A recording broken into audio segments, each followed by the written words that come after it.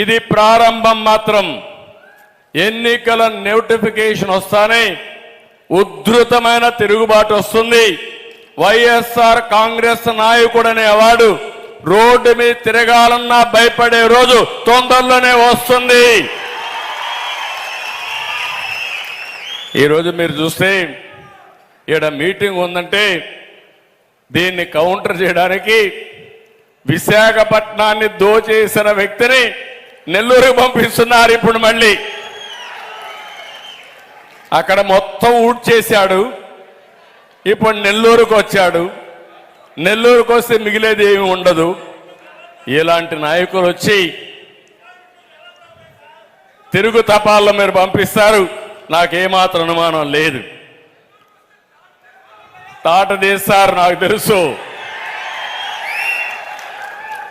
5 ఏళ్లుగా అడ్డంగా దోచేసి ఈరోజు మీరు చూసి ఏమి చేయాలో దిక్కు తెలియడం లేదు.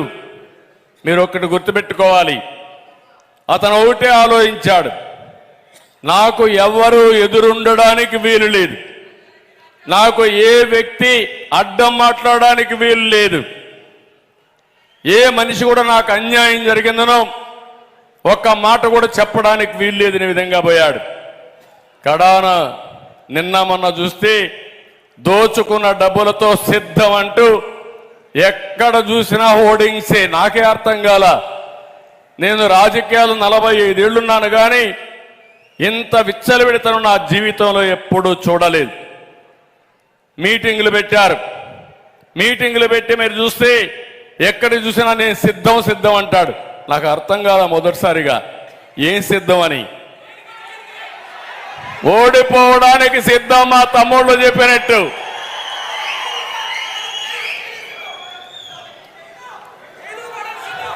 ఈరోజు మీరు చూశారు 175 గెలుస్తా ఉంటున్నాడు. 85 మంది ఎమ్మెల్యేలు మార్చాడు. ఇప్పుడు ఆ లిస్ట్ అర్థం కాకుండా కిందన పైన ఎక్సర్సైజ్ చేస్తున్నాడు. గందరగోళంలో పడిపోయాడు. ఎవడెక్కడ పోటీ చేస్తారో ఎవరెక్కడ పారిపోతారో ఆయనకే తెలియదు. ఇప్పుడు ఇక్కడ పెట్టాడు ప్రభాకర్ రెడ్డి గారి పైన ఎవరైతే ఉన్నాడో విజయసాయిరెడ్డి, పాపం A1 విశాఖపట్నం అంతా దోచేసిన వ్యక్తి ఉంటాడా లేదో తెలియదు, రేపెవరో తెలియదు, ఎల్లుండెవరో తెలియదు. అందుకే మీరు చూస్తే ఎక్కడికక్కడ ఇక్కడే ఒక నాయకుడు ఉన్నాడు. మొన్నటి వరకు ఎగిరిగిరి పడ్డాడు ఇక్కడ నెల్లూరు నడివీధుల్లో. అవునా కాదా అని మిమ్మల్ని అడుగుతున్నా. ఆయన మంత్రిగా ఉన్నప్పుడు ఒంటి మీద బట్టలు కూడా ఆగలేదు, కన్ను మిన్ను కానరాలేదు. మన కర్మ, ఆయన కూడా మంత్రి అయిపోయాడు. మొన్న బదిలీలో ఒక్క తన్నుదంతే పక్క జిల్లా కాదు 3 జిల్లాలకు అవతల పోయి పడిపోయాడు. అవునా కాదా అని మిమ్మల్ని అడుగుతున్నా. ఒకప్పుడు అనేవాడు బుల్లెట్ దిగిందా లేదా నాడు డైలాగులు. ఇప్పుడు బుల్లెట్ కరెక్ట్ గా దిగింది. అవునా కాదా? రేపు దిగుతుంది. పల్నాడులో బుల్లెట్ కరెక్ట్ గా దిగి మళ్ళీ తిరుగు తపాలలో ఎక్కడికి వస్తాడు? ఎక్కడికి వస్తాడు? చెన్నై పోతాడు.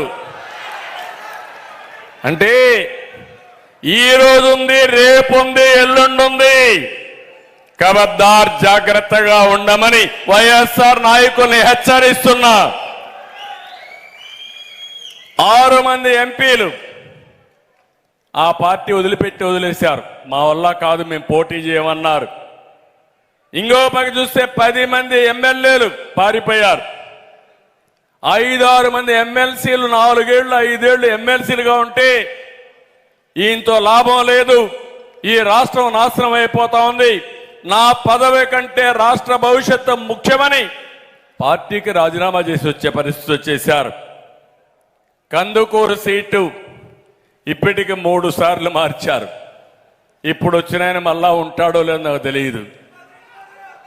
కనిగిరిలో చెత్త, కందుకూరులో బంగారం. అవుతుందా తమ్ముళ్ళు? ఆడ చెత్త, ఇక్కడ బంగారం కానీ లేకపోతే సెంటు కానీ సువాసన వస్తుంది అనుకుంటున్నారు ప్రజలు మోసం చేయడానికి. ఈయన్నే కాదు, గంగాధర్ నెల్లూరులో 3 సార్లు మార్చేశారు. ఆయనైతే డిప్యూటీ సీఎం ఏకంగా. అలాంటి పదవి ఇచ్చిన వ్యక్తికే దిక్కులేదు సీటు. ఇంకో పక్క చూస్తే మంగళగిరిలో 3 సార్లు మార్చారు. ఇప్పుడు కూడా గ్యారంటీ లేదు, మళ్ళా మార్చచ్చు. ఇవన్నీ చూస్తా ఉంటే పాపం కార్యకర్తలు రోజు ఫ్లెక్సీలు వేసుకుంటున్నారు వాళ్ళ ఫోటోతో. మళ్ళా సాయంత్రానికి తీసేస్తే మళ్ళా ఫ్లెక్సీ మార్చేస్తున్నారు.